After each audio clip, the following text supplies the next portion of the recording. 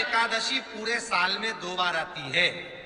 एक श्रावण के महीने में आती है, दूसरी पोषाधिक क्रम में आती है। श्रावण के महीने की जो पुत्रदा एकादशी होती है, ये संतान की वृद्धि करने वाली होती है। शंकर जी के मंदिर में जाकर, भगवान शिव के मंदिर में पूजन करके घी का 1 कटोरी में घी और 1 कटोरी में खीर शंकर के सामने रख देते हैं। भगवान शंकर के मंदिर पर चौखट पर घी का दिया लगा देते हैं। शंकर जी की चढ़ी हुई 1 बेलपत्र साथ में रखें और 1 बेलपत्र को उठाकर शंकर जी के मंदिर की चौखट पे ही बैठ कर चबा चबा कर खा लेते हैं। जो 1 बेलपत्र लेकर आए हैं वो अपने पति को खिला देते हैं। कहते हैं पुत्रदा एकादशी के दिन ये कर लेने पर संतान की प्राप्ति हो जाती है, पुत्र की प्राप्ति हो जाती है। ये वो एकादशी जिसके घर में कमाने वाले 2-4 हैं, पैसा तो आ रहा है पर घर में टिक नहीं रहा, डॉक्टर में, पुलिस में, एक्सीडेंट आदि में, कहीं गलत जगह पर व्यसन में अगर पैसा जा रहा है, जुए में, मांसाहार, मदिरा पान, या कहीं आया पैसा आने में कमी नहीं, आ रहा है पर टिक नहीं रहा, रुक नहीं रहा। कोई मांगने आ गया, दे दिया, फिर वहां से अपने पास नहीं आ रहा, अपन कह रहे हैं भैया हमारा पैसा लौटा दो, नहीं आ रहा। तो महाराज शिव महापुराण की कथा कहती है एकादशी के दिन गंगा के जल में मात्र 7 बेलपत्री डालकर जो नंदीश्वर भगवान अर्थात जो शंकर जी के शिवलिंग के सामने नंदी होता है, उस नंदी के चरण पर गंगा का जल चढ़ाकर बेलपत्री शिव पर समर्पित कर देता है, उसके घर में रुपया रुकना चालू हो जाता है। फिर वो गलत जगह पर नहीं जाता, गलत स्थान पर वो धन जाएगा ही नहीं। बेटा अगर व्यसन में पड़ा हुआ है, मदिरापान में पड़ा हुआ है, मांसाहार में, जुए आदि में जा रहा है, तुम्हें लग रहा है कि मेरा बेटा गलत मार्ग पर जा रहा है, ये मित्र दोस्ती गलत हो रही है, वो सही जगह पर आ जाए।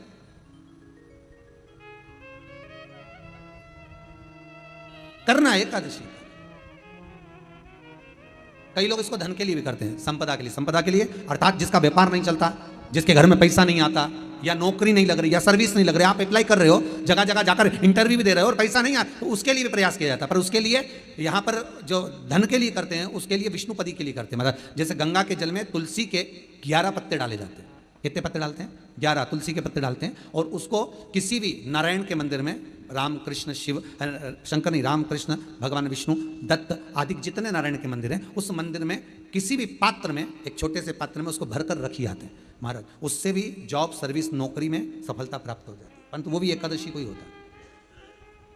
कुछ देर तक पात्र को रखा जाता है, फिर वही पात्र का जल किसी भी वृक्ष के नीचे डाल दिया जाता है, उससे भी नौकरी के लिए फायदा मिलता है। गंगा का जल कोई साधारण नहीं। भागीरथ बाबा तब साधना में लगे तो उनका हृदय, चित्त, वृत्ति, मन बाबा में लगे। देवराज ने मन लगाया नहीं, और नहीं लगाया, इसके बाद भी बाबा की करुणा देखिए कितनी हुई कि मरा, प्राण छूटे तो शिवधाम में गया। और उसके बाद भी बाबा की कितनी कृपा कि शिवधाम में भी जाने के बाद भगवान शंकर की सेवा में तल्लीन। शिव महापुराण की कथा कहती है, एक बिंदुक नाम का ब्राह्मण था जिसकी धर्मपत्नी का नाम चंचुला देवी था। चंचुला की सबसे बड़ी गलती एक थी, पति अगर कमा कर ला रहा है तो पत्नी का फर्ज है कि पूछे ये धन कहां से ला रहे हो, ये पैसा कहां से ला रहे हो, और लेकर आए हो तो इसको सत्कर्म में लगाओ। थोड़ा सा पैसा, 5 रुपए अगर पति कमा के ला रहे हैं तो उसमें से 1 रुपया निकाल लो, 54 निकाल लो। पर 54 भी कहीं सत्कर्म में, कहीं दान में, कहीं पुण्य में, कहीं हो रहा हो, कहीं सत्कर्म, उस जगह पर लगाने का प्रयास करिएगा। 54 निकाल, कमाई का एक भाग थोड़ा सा धर्मपत्नी का फर्ज। धर्मपत्नी कहते क्यों है? क्योंकि वो धर्म के पथ पर लेकर चले, वो धर्मपत्नी।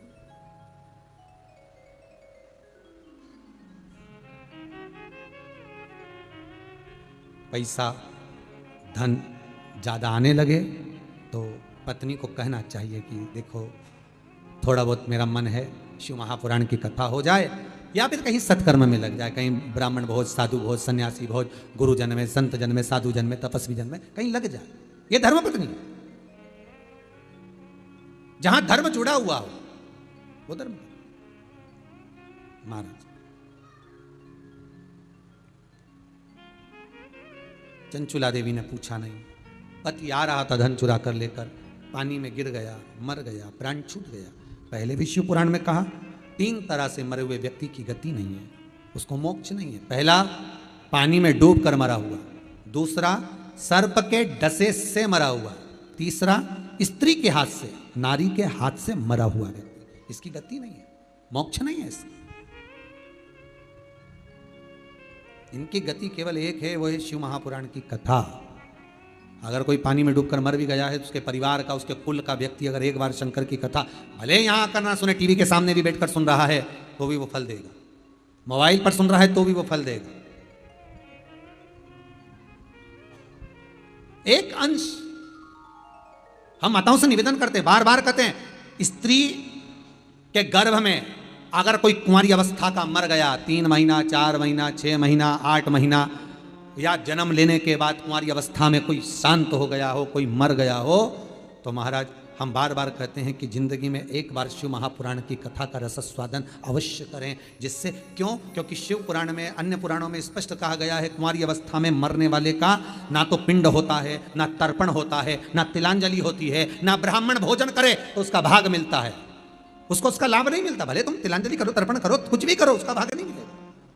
उसको भाग कम मिलता है जब उसके परिवार का कोई व्यक्ति शिव महापुराण की कथा का रसस्वादन कर लेता है, कथा श्रवण कर लेता है। कथा सुनने के बाद उसको पिंड भी मिलने लगता है, ब्राह्मण भोज भी मिलने लगता है, उसको सारा सुख प्राप्त होने लगता है, वो जीव की गति हो। यदि कोई बुद्धि से विकलांग हो, विवेक काम नहीं कर रहा,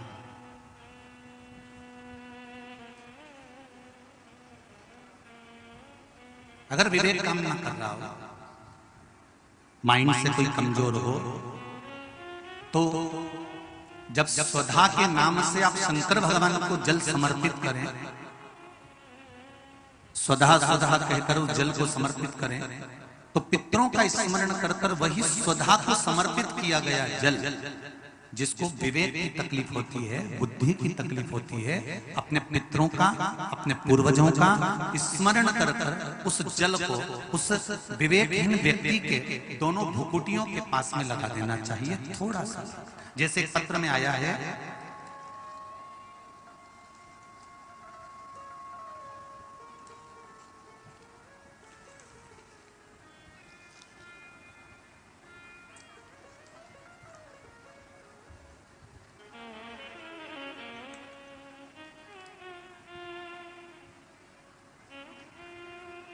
अमन मिश्रा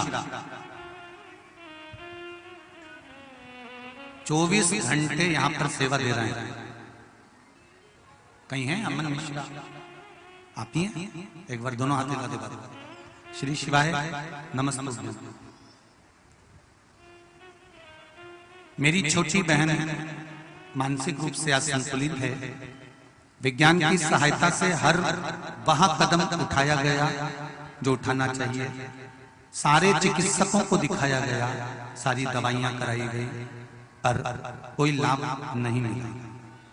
सिर्फ और सिर्फ अगर कुछ थोड़ा सा लाभ देख पाया हूं अपनी बहन पर, तो बिलपत्री मैंने अपनी बहन को सेवन कराना प्रारंभ करा, जिससे अब उसमें थोड़ा सा लाभ देख पा रहा हूं। सही आपने लिखा है पत्र, दोनों हाथ मिला दीजिए। हर हर बैठो बैठो बैठ बैठ। कहां से हो बाबू? यही सिमरी के? बाबा की कृपा हो। अगर मेरे बाबा ने थोड़ा सा भी हाथ पकड़ा है, सारे मेडिकल को दिखाने के बाद भी अगर थोड़ा सा लाभ भी, इंच मात्र का भी अगर दिया है मेरे शंकर ने, तो ये जान लेना, मैं तो यहां तक कहूंगा कि आप अगर शिव महापुराण की कथा तक पहुंचे हो, या आस्था चैनल पर शिव महापुराण की कथा सुन रहे हो, या फेसबुक यूट्यूब पर टाइम निकालकर अगर शिव महापुराण की कथा सुन रहे हो, तो ये मेरा विश्वास कहता है कि शंकर भगवान ने तुम्हारा हाथ पकड़ लिया है, अब वो डूबने नहीं देंगे, ये निश्चित है। कौन आता है सिमली अर्चन में इतनी दूर अपने अपने गांव से? जो आसपास के रहते होंगे वो आ जाते होंगे, व्यापार करने आ जाते होंगे, जिसके यहाँ शादी ब्याह होता होगा तब आते होंगे। कौन आएगा किसी के यहाँ? कौन सुनेगा आस्था चैनल पर कथा? कौन सुनेगा फेसबुक पर कथा? अगर आप ढूंढते ढूंढते भी अगर महापुराण की कथा तक पहुंचे हो, भले आस्था चैनल के माध्यम से सुन रहे हो, फेसबुक यूट्यूब के माध्यम से सुन रहे हो, चाहे इस पंडाल में सुन रहे हो, आप ढूंढते हुए भी अगर शंकर की कथा तक पहुंचे हो, तो जरूर मेरे देवाधिदेव महादेव को कुछ अच्छा करना होगा। इसलिए तुमको खींच कर यहाँ तक बुला लिया, नहीं तो बहुत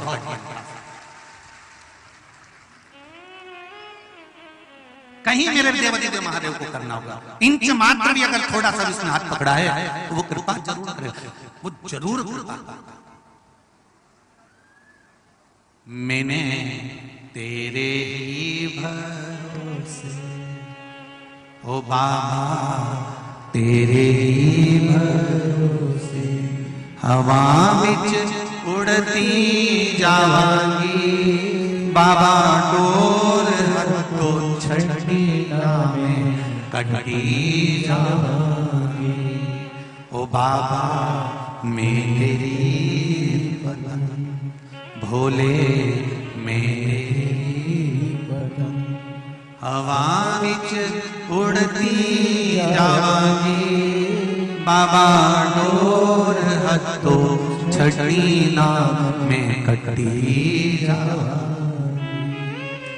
शिव ने मेरे हाथ पकड़ा है, मेरे शंकर ने, मेरे ओघड़दानी ने, मेरे त्रिकालदर्शी ने, मेरे कैलाशी अविनाशी ने अगर हाथ पकड़ा है तो वो छोड़ेगा नहीं।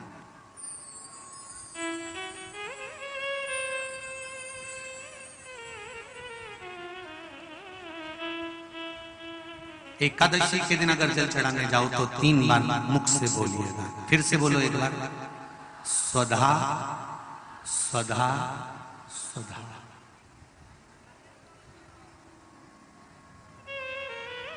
ज्यादा पितृदोष हो, ज्यादा तकलीफ चल रही हो, बहुत ज्यादा कष्ट में हो तो शिव मंदिर में बैठकर या घर के मठ का परिंदा या पूजन वाली जगह पर बैठकर 12 श्लोक का सुधा स्तोत्र का पाठ भी कर सकते।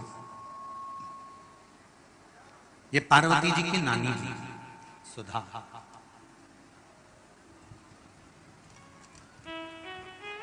जो भगवान शिव का अभिषेक करना, पूजन करना, अर्चना करना, मंत्र जाप करना, स्मरण करना, नित्य प्रति शिव पूजन में डूबी रहना, इनका एक ही काम था। थी पितरों की पत्नी,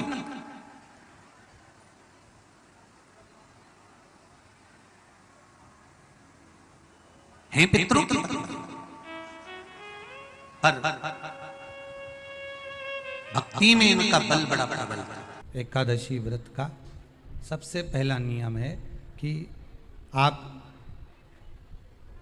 जिस दिन व्रत करो उसके एक दिन पहले भक्ति का संचार इस हृदय में कर लो। भक्ति का संचार इस हृदय में कर लीजिए। जिस दिन आप व्रत करो, जैसे एकादशी का व्रत कर रहे हो तो दशमी के दिन शाम का समय जब आवे, रात्रि जब होने लगे, शाम का समय आवे और रात्रि का आप जब भोजन ग्रहण करो तो उस भोजन में कोई ऐसा पदार्थ ग्रहण मत करिए जिस पदार्थ के कारण आपकी एकादशी बिगड़ जाए।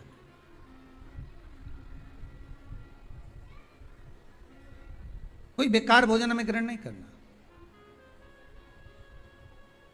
श्रेष्ठ भोजन ग्रहण करिए दशमी के। और एकादशी का दूसरा नियम बहुत ध्यान से सुनिएगा। जिस दिन आपकी एकादशी का व्रत हो उस दिन प्रयास करिएगा कि अपने हाथ से किसी भी वृक्ष की कोई पत्ती टूटे ना। अपने हाथ से किसी भी वृक्ष की, पौधे की, किसी भी वृक्ष की पत्ती अपने हाथ से ना टूटे। बहुत ध्यान दीजिएगा महाराज। एकादशी का ये दूसरा नियम है कि अपने हाथ से किसी पौधे की, किसी वृक्ष की, किसी डाली की कोई पत्ती टूटे ना, कोई पत्ती ना टूटे, इसका प्रयास करिए।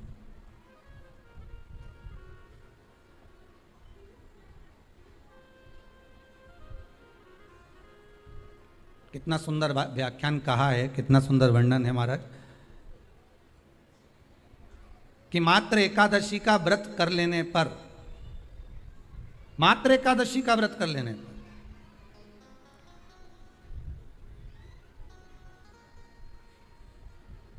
जो पूर्व में किया गया हमारा पाप कर्म है, हमने किसी जीव की हत्या करी है, हमने किसी को कष्ट प्रदान करा है, हमने किसी को अपशब्द कहा है, हमने किसी को ताने दिए, हमने किसी को आड़ा टेढ़ा कहा है, हमने किसी को गालियां दे दी है, मात्र एकादशी का व्रत ही कर लेने पर ये सारे जो दोष हैं वो समाप्त हो जाते हैं।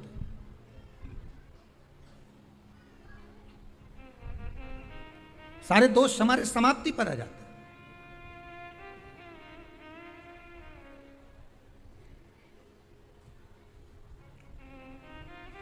अब एक विचार करिएगा थोड़ा सा अपने मन में, अपने चित्त में, अपनी वृत्ति में एक बात उतारिएगा, एक अपने मन में एक बात को उतार कर रखिएगा कि आप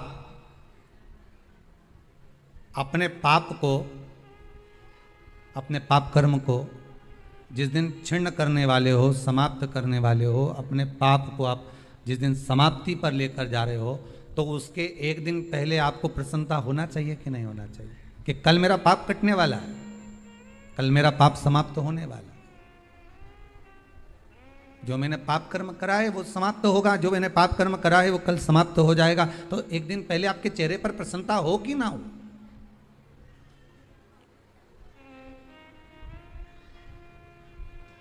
और चेहरे पर वो प्रसन्नता आपके आना चाहिए कि कल मेरा एकादशी का व्रत है, आज दशमी है, कल एकादशी का व्रत है, तो कल मेरी जब एकादशी का व्रत रहेगा तो मेरा ना जाने कितना कितना पाप, कितना असत्य, कितना झूठ, कितना प्रपंच वो समाप्त हो जाएगा। इसमें मुझे प्रसन्नता हो, इसमें मुझे आनंदता हो।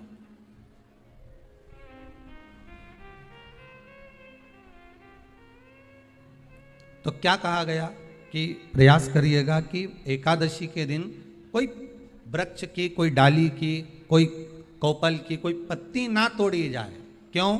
तो कहा अगर उस पत्ती को हम तोड़ देते हैं, वृक्ष की पत्ती को या क्यारे में लगी हुई कोई डाली की पत्ती को हम तोड़ देते हैं तो एकादशी का पुण्य फल प्राप्त नहीं होता, एकादशी का कोई फल हमारे खाते में नहीं जाता, पुण्य फल प्राप्त। अब फिर भले तुम चाहे तुमने मोरधन खाया हो, चाहे तुमने फिर चिप्स खाई हो, चाहे तुमने फिर व्रत का कितना ही सामान खा गए हो और तुमने सोचा कि आज मेरी एकादशी है, तो फिर उसका कोई फल प्राप्त नहीं है, उसका कोई सुख प्राप्त नहीं है आपको, फिर उसका कोई आनंद प्राप्त नहीं है आपको, तो उसमें कोई आनंद की अनुभूति आपको नहीं मिली। एकादशी कौन है?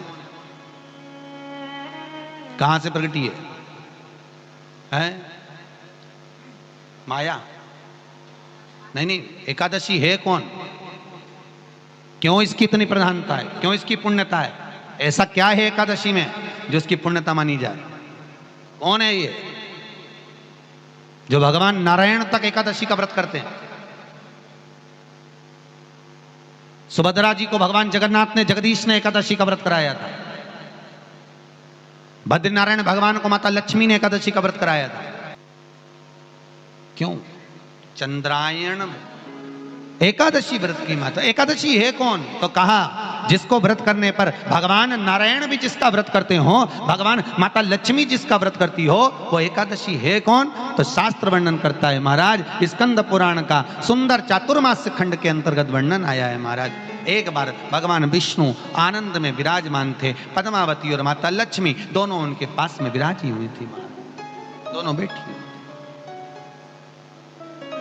भगवान लक्ष्मी और पद्मावती दोनों बैठी, एक सिर के पास, एक चरण के पास। कुछ समय बाद वहीं पर ब्रह्मदेव का आगमन हुआ और ब्रह्मा जी आगमन पाकर भगवान नारायण पद्मावती से लगकर उठे और उठकर लक्ष्मी की ओर झुके। झुकने पर इन तीनों के समागम से भगवान नारायण के हृदय चित्त से एक कन्या प्रकट हो गई। उस कन्या का नाम एका था। क्या नाम था? एका। अब 10 उसके गुण इतने प्रबल थे, वो 10 गुण उसके बड़े प्रबल थे कि वो एका जिसको निहारती थी उसको संपदावान बना देती थी, जिसको देख लेती थी उसके जीवन में वो आनंद की अनुभूतियां करा देती थी। एका जिस मार्ग से जाती थी उस मार्ग के द्वार खोल देती थी। एका का पुण्य इतना पुण्य प्रखर। पद्मावती और लक्ष्मी ने कहा महाराज ये बेटी आपके द्वारा निर्मित हुई है, इसका कन्यादान करना चाहिए। हमारे यहाँ हिंदू धर्म में रीति है, जिस दिन कन्यादान करा जाता है उस दिन व्रत रखा जाता है। अब आजकल रखते कि नहीं रखते मालूम नहीं, और कन्यादान करते समय व्रत रखा जाता है। व्रत रखना है, एका का कन्यादान करना है। भगवान बोले कन्यादान करें, किसको दें? एका किसको दी जाए? एका प्रदान किसको करी जाए? पुण्यता किसको दी जाए? भगवान नारायण ने उसी समय लक्ष्मी और पद्मा से पूछा, तुम बताओ। पद्मा लक्ष्मी दोनों एका से पूछी, एका बताओ इसका पुण्य, हम आपका हस्त कमल आपको प्रदान किसको करें, हम किसको दें? एका कहती है पिताजी, भगवान से कहती है नाथ कृपा करिएगा मेरे को, अगर प्रदान करना चाहती हो, अगर मुझे देना चाहते हो तो एक काम करो, एक काम करो। यदि आप देना चाहते हो तो भगवान एक काम, माता ने कहा कि पिताजी अगर कुछ देना चाहते हो तो ऐसी कृपा करो, संसार के मनुष्य अगर मृत्यु लोक में आकर के अंदर 2 एकादशी का भी पुण्य भाग अगर ग्रहण करते हैं तो ये एका उनकी होती है और वैकुंठ का राह खोल देती है। इनके जाने से पहले अगर मैं प्रवेश करती हुई जाऊंगी और इनके मार्ग को सुलभ बनाती हुई जाऊंगी, वो एका 10 गुण के कारण एका